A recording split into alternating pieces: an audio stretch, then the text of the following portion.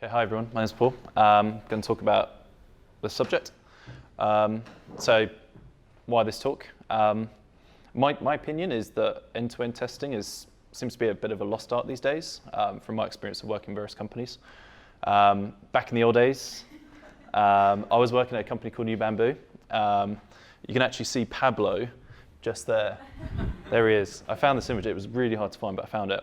So this is like our old website. And we used to build apps with Ruby on Rails, and end-to-end testing with Ruby on Rails was really nice, really simple, well supported. You had Cucumber, which was used to do BDD, and then you also had Capybara, which could allow you to basically hook into, say, Selenium or WebRat, and then basically do, actually not WebRat, basically hook into browsers, test your apps in terms of the browser, so making sure everything kind of works as you expect.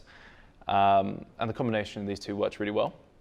But around 2010, I left, I went to AOL, and roughly at that time, Ruby on Rails was starting to get a bit overshadowed by another framework. Any guesses? Node.js. So Node.js started to emerge on the scene and become this sort of cool kid on the block. And at the same time, front-end JavaScript tooling changed, and suddenly there was all of these different tools and libraries and frameworks. And it just kept changing. And this is an image I just plucked off about JavaScript fatigue, which just, I think, sums up kind of the state of affairs over the last couple of years. And it just kept changing. And as those tech stacks changed, monoliths that we had all been used to kind of testing and building started to get replaced by single-page apps and APIs. And old problems that we had solved in previous frameworks were, in some cases, being resolved from scratch again, but some were not. And one of those was, how do you do end-to-end testing with an exotic combination of particular frameworks on the front end and the back end, as you split them out into separate components. And this happened to the extent that some developers just said, we don't bother doing end-to-end tests. And I worked at AOL, they didn't do end-to-end testing. I worked at small startups. So I worked at StarCount for the last 2.5 years, and end-to-end testing was not something that they did. And they just simply reverted to unit tests, which to me is a little bit like this little GIF I found off the internet. So this is like supposed to be a toilet lock door. And obviously it's a sliding door. So the principle there is you really got to know how the things align. And there is a second one as well. This is my favorite. Great design there. Obviously, someone didn't quite work out where the bin was meant to go. But basically, there is this challenge here, which is how do we solve end-to-end testing, single-page apps, and APIs? And I want to show you a way that I think I kind of cracked it using these two tools. So Cucumber.js, it's been around for a while, it's still good at what it does. And a tool that came out recently in the last year or two from Google called Puppeteer. And I'm just going to talk quickly about Cucumber first. Has anyone used Cucumber here? Is that okay? Cool, couple of you. So just to guide you through it, it's a behavior-driven development tool for describing how an application should work in terms of features. And those features help to run automated tests in the browser or in other places. And it becomes a safety net to catch bugs and prevent regressions. And it also provides documentation on how that app should work that everyone else can read. The idea is it's human-readable descriptions. So what I mean by that is, I'm going to quickly run you through an example. So say you install it in a Node app. There's a command there. You can just install it very quickly as a development dependency. Create a features folder, put all your files in there. And then the idea is that you sit down with the product owner or stakeholder and you talk about a feature you want to implement. And you try and write down notes or draw it on a whiteboard, whatever works. Capture as much information as you can. And then you start to turn that into a feature file. And the idea with the feature file is that you would describe what you're looking to achieve, who you are, and what actions you're going to take to do that. And a good example that I presented a couple of months ago was GDPR. So say, for example, you're wanting to enable a feature to delete a user's data from a system. You could describe it in this particular language, and the idea is that anyone can read this and understand what it does. And then when you want to run the tests, you can just run npx cucumber-js, and it will run the tests that it finds. So what it will do is it will look at a particular step here, and it will then try to identify a snippet of code that would execute that. And if it doesn't find it, it just says, OK, I couldn't find that code, but here is a little piece of JavaScript that you could put in a particular file. And once you put it in there, then you can start to write some code that actually does that particular action. And it can also pull out numbers as well, and quotes in words. So you can start to pass in dynamic variables in your feature files. So for example, the user Sam should no longer have any data in the system. It will actually look for Sam, and then interpolate that as a string to put in as a variable. You can then pass that variable to your JavaScript. Once you do this, you can put those particular steps in, say, a common steps JS file, and then you can start to get those particular steps to do things like click a button in a web app, or check that someone is logged in, or just check the database for a particular record existing in a table. And the idea is that at first all the tests will fail because you haven't written any code for the app. You then write the code, it passes, you can then refactor, and then you've got your safety net. And in terms of how you test it from the browser, Puppeteer is the second component. So it's a Node.js library that provides a high-level API for controlling Google Chrome. You can run the web browser in either full mode or in headless mode. And you can use it to do all sorts of things. You can take screenshots of websites. You can create PDF files from web pages. It's actually better than WK-HTML to PDF in terms of generating them. You don't have any weird issues with SVG. You can crawl a single-page app and generate pre-rendered content. So maybe you're, say, building a spider that crawls, say, one of Ticketmaster's sites, and they've basically made sure that they don't put the listings directly in the server-sent HTML. They do it as JavaScript afterwards. You could actually use this to get around that. You can power web spiders that fill in forms for you, and you can also get access to the data that's in the timeline trace when you load a site, and you can actually store that away using this, so you can automate some checks that you might want to do. So to install it, you can literally just call npm install Puppeteer, and here's a quick example. So here, you require the library, and then this function just automatically gets invoked. Using async await, you can basically say, launch a browser, let's open up a new page, go to this particular URL, and then let's take a screenshot right here, and it will do that for you, and you can actually pass it the file path there, and then close the browser. And it's really nice, simple MPI to use. So you can use it to pass your testing strategy. You can use it inside integration services like Circle CI. I've got an example I can show you later. And you can even use it in AWS Lambda functions as well, which means that actually you can run this using all the new serverless style ways of doing things. So making them work together, the way I kind of envision it is it's a little bit like this. Cucumber is actually controlling Puppeteer. So your Puppeteer is loaded into your Cucumber's world.js file, so it can access all the step definitions. And then the world.js file is where you control things. So here's an example. Here I've got basically, Cucumber says you've got to set up a world constructor. I'm requiring Puppeteer. That's literally just an object. There's nothing else to it. These are actually the API on the web that I load, and I'll explain later. And then inside of the world, I basically just get Puppeteer scopes to the driver, pass it into set world constructor, and then everything from there just gets set up nicely for loading into the step definitions. So how do we do setup and teardown with both of these? So the case example here is a dashboard app I built a couple of years ago called Dashku, which I'm now rebuilding, or I'm currently in the process of rebuilding as a single page app and an API. It's a React app on the front end, it's Express, Mongo, Redis on the back, and everything's kind of been built with BDD style development. So to give you an example of how it currently exists, you've got a front-end repo, back-end repo. They have different repos there on GitHub, and then for the tests, I actually created a separate repo, which is called Dashku integration. And so Cucumber and Puppeteer live in the Dashku integration repo. The React app lives in the front end. The back end has the API. And the way that it's sort of loading it is it will load those two. You saw it earlier on. I'll talk you through a bit more in detail. So to load the single page app in the API and perform setup and teardown even. So how do we do that?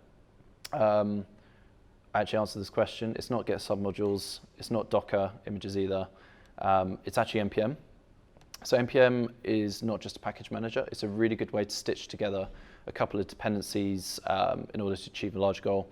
And you can use it to do a lot of coordination of setup and teardown for you. So to show you what I mean, this is the package.json file for Dash integration. And the bit of interest here is down at the bottom with the dependencies. So there's literally just 4 dependencies to the repo. There's nothing else except the ESLint as a dev dependency.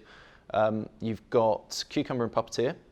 Then you've got the API and the web. They are literally just node modules, and that's how I'm getting all of them to load. And then to basically point to local copies that I'm developing at any time, I just use npm link, and that works really nice. So when I want to create a product feature, I start with the Qs, I then implement the feature in a single page app, and then work my way back down through to the API. And then when I want to run the tests, I can coordinate all of that in one place. So what I mean here is that there's a npm script section here. So when I want to do pre-test, I need to make sure that the front-end repo has got a test environment configuration loaded in to know which particular API endpoint to hit and some other configuration variables. I then run the tests using npx cucumber.js. And then afterwards, just to get it back to the development state that I was in after, I run a post test. And that automatically runs when you just call npm test. You don't need to pass pre or post explicitly. You can just pass npm test. So how does it start the web and API repos? Again, loading those modules at the very start, it's literally here.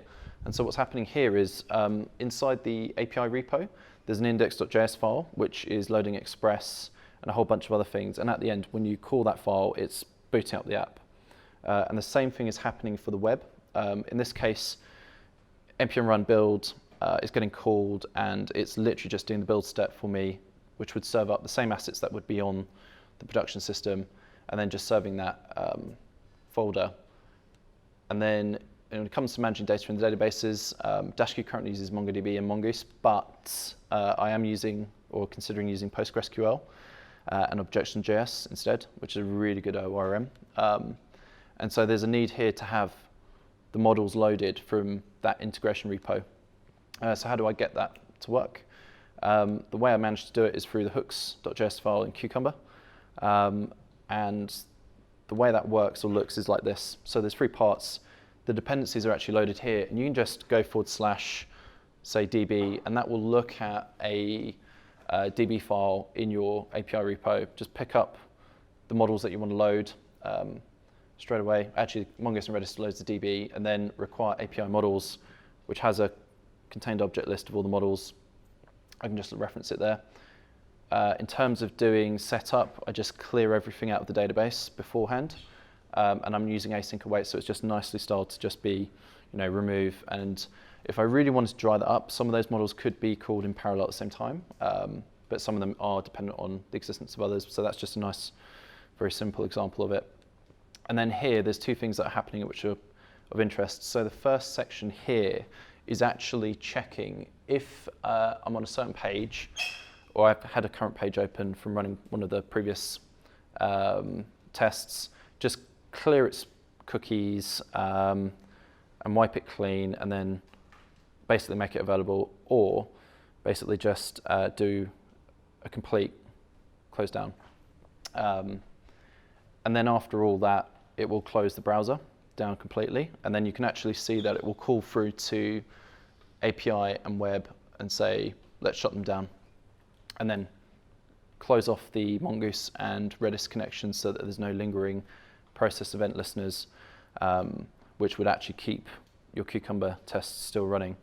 In terms of inserting data, the way it works is you've got, say, a particular step in your feature file. It will go and find it, basically kind of like a regex style format.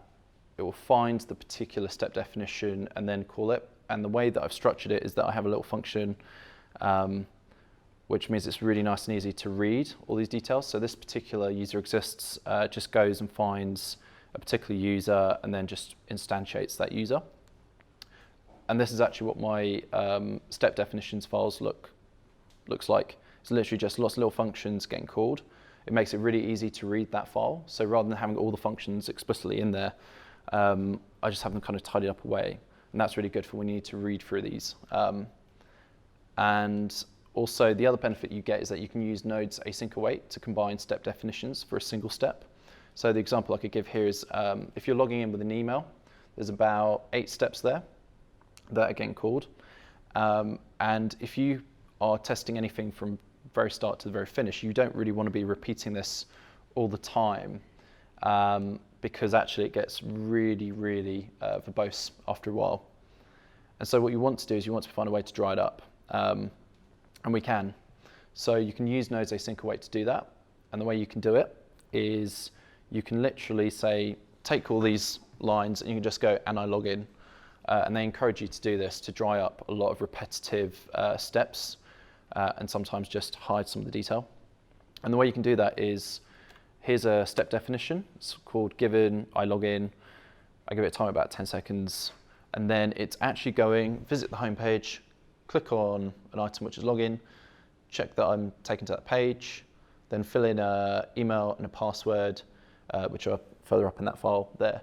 And then press a button, and then I should be on the page. If I quickly go back on the home page, click on login, check I'm taken to login, exactly mirrors what's happening here, which is quite nice. It means that you can actually hide away a lot of detail, make your files really easy to read, and keep people engaging with them as well. So when it comes to selecting elements on the page to click, you can use CSS selectors to get out elements in Puppeteer. You can also now use XPath as well to do that. They didn't have that about 2 months ago, but they introduced it last month. And there's a nice list of CSS selectors that I reference as just an object tree in JavaScript. And here's the example that I have. So basically, when I want to click on a particular element, when I'm referencing it in the Cucumber feature file, I just scan through this list like this. So click on item, I would basically look at selectors.links link, and it will go and find it through this particular selection. So the login, for example, will look for a element with a href of login. And this is quite nice because actually it's not tied into the front-end framework that I'm using so much, which means that you've got a lot of agnostic availability to then say, change your mind on whatever front-end framework you want to use. So just to give you a quick demo, I'm going to quickly switch out. I'm going to run this live. I'm going to hopefully, I'm just going to check that I'm actually in Git branch, because there is a little demo. Yeah, I'm on master. So I'm just going to run npm tests, and now I'm going to see if I can find, it's going to do a little bit of building. So we will just wait. And then once it kicks off, I will quickly go to the Chromium browser that it runs up. Here we go. Right, it should be in action. It is in action somewhere. Where are you? Here we go. So what's happening right now is I'm testing both the front-end app and the API, and it's going through and it's just testing loads and loads of different scenarios. And it will just run on like this for ages. And the point that I wanted to sort of show today in terms of the agnostic nature of it is at the moment it's just going through and it's testing loads and loads of different scenarios. It will run for about 3 minutes. I'm not going to keep you there waiting for that. I'm just going to kill it and oh no, there's a failure, but I will deal with that later. What I wanted to show you was in terms of agnostic nature, I'm just going to kill you. What I did earlier on today was I actually did my first ever Ember app, because I thought if I'm going to talk here I better do some Ember. So I created this Ember as front-end app, which is actually running at the moment here. So it looks absolutely identical to the Dashq app because I basically just did some little jigger poker, and it's got a login page and it's got a few other bits and bobs. But it essentially is just a sort of CSS copy and a few pages. One of the scenarios that I wanted to test in Cucumber was the login. So if I just quickly find where I hid the integration repo, here we are. There is a particular feature, WIP. So I just put a tag, login with username. And for the purpose of this, I wrote some code here in Ember Web where you've got a login page and it's literally just going to skip. It's not going to do any authentication, but just to show that I can swap out which repo it loads. I am going to now do npx cucumber JS. I think it's dash. In fact, let me just quickly check which command it was I ran earlier on today. It was npm run whip. That's it. So npm run whip will basically do cucumber.js with --wip. At whip and npm run post test. So what this is doing now is it's actually run the tests, and it says it passes. If I slow it down a little bit, which I can do here, not here, I can do it here. Actions. So slow-mo, let's make it 50. I will quickly then get it to, there we go. There we go. So this is like running really slowly, and it's putting in the details, and it hits login, and I've been able to basically swap out my front-end React app, put in the Ember app, and I would like to say it's an end-to-end test, but in reality it's not, because obviously this isn't actually hitting the API and doing the authentication, it's just pretending that we did that, and then going, hey, I can hit that dashboard. And it actually shows you that it's not the world's best test, because actually it's just asserting if you land on the dashboard page, you're passed. It hasn't actually checked that there's a session record in the database or anything like that. But the proof here is that you could actually take all the code that's already been written for the tests, you can just swap the front-end component out for Ember, and you can continue, and you're not necessarily attached to the front-end framework you were using before. So that's a really nice agnostic nature of it. Just to then round off the rest, Circle CI recipe. There is a recipe for being able to run this on Circle CI. You'll find it at anaphenix/puppeteer-circle-ci-recipe. It's open, you can get access to it and then use it in your projects if you're using Circle CI. Testing browsers other than Google Chrome. So this is an important point because some people have to test for multiple browsers. If you want to do that, continue using Selenium or using WebDriver IO in place of Puppeteer. Also, things Cucumber.js can do with other than single page apps and APIs. You can use it to test Electron apps. So there is a framework called Spectron, which GitHub developed, and that's got good support and that works really well. And if you want to learn more about it, there is a chapter on it in my book, which you can buy online from Manning. And it's also available in Mandarin Chinese. There's a guy called Goddy Zhao in China who translated it. And that's me. I'm Paul B. Jensen. That's my Twitter and GitHub handle. And last week I just finished up at StarCount, and I'm now contracting under my consultancy, and I'm available for work. And that's it. Thank you very much.